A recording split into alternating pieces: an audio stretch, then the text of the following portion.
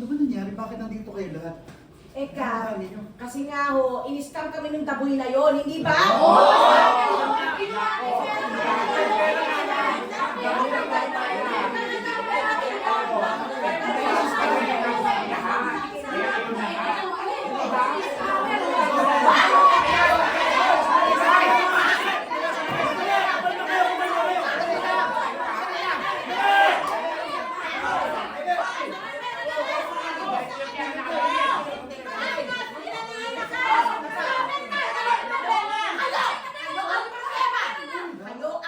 Dahil mga pamilya kayo na scammer! Manloko!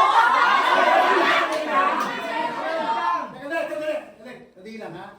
May patunay ba kayo na scam yung pinasukan ninyo? Huwag yung sasaktan. Napakalayo sa balita. Ayan lang po. Panoorin nyo. Ayan. Kap, lumabas yan. Nandun kami sa palengke habang inaantay namin yung kasosyo niyang daboy na yan eh. Kasalukuyang pinaghahanap ngayon ng mga otoridad ang negosyanteng si Manny Palamos at kasosyo nitong si Rudy Magbanwa.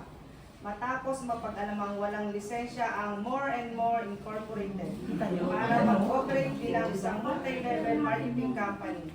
Tinatay ang 2 milyon ang 2 milyon! Narinig po, Kap. Malinaw na malinaw. Rudy Magbanwa. Eh, si Taboy yan eh. Si Taboy yan.